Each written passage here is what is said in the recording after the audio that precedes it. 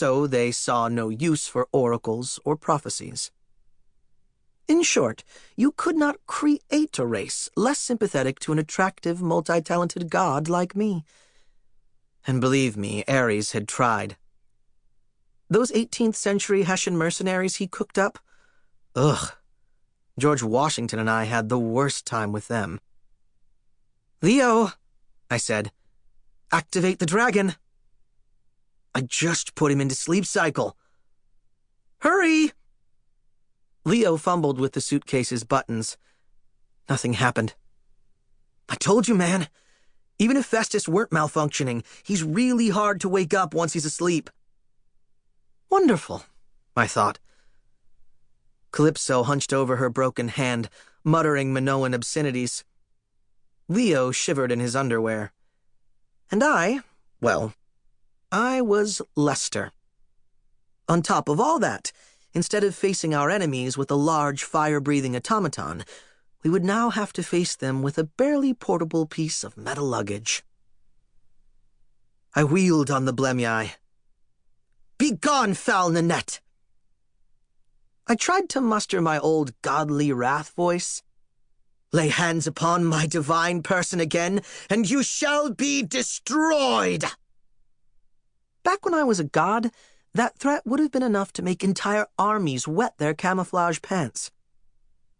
Nanette just blinked her cow-brown eyes. "Don't fuss now," she said. Her lips were grotesquely hypnotic, like watching a surgical incision being used as a puppet. "Besides, dearie, you're not a god anymore." Why did people have to keep reminding me of that?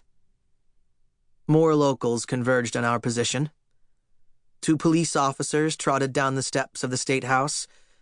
At the corner of Senate Avenue, a trio of sanitation workers abandoned their garbage truck and lumbered over wielding large metal trash cans. From the other direction, a half-dozen men in business suits tromped across the Capitol lawn. Leo cursed. "Is everybody in this town a metalhead? And I don't mean the good kind of metalhead." "Relax, sweetie," Nanette said. "Surrender, and we won't have to hurt you much. That's the Emperor's job."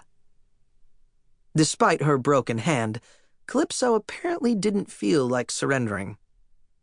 With a defiant yell, she charged Nanette again, this time launching a karate kick toward the Blemii's giant nose. "Don't!" I blurted out. Too late. As I mentioned, Blemii are sturdy beings. They're difficult to hurt, and even more difficult to kill. Calypso's foot connected with its target, and her ankle bent with a nasty pop. She collapsed, gurgling in pain. "Cal!" Leo ran to her side. "Back off, chest face." "Language, dear," Nanette chided. "Now I'm afraid I'll have to stomp on you." She raised one patent leather pump, but Leo was faster. He summoned a globe of fire and threw it like a baseball, hitting Nanette right between her huge chest-level eyes. Flames washed over her, setting her eyebrows and flowery dress ablaze. As Nanette screamed and stumbled, Leo yelled, "Apollo, help me!"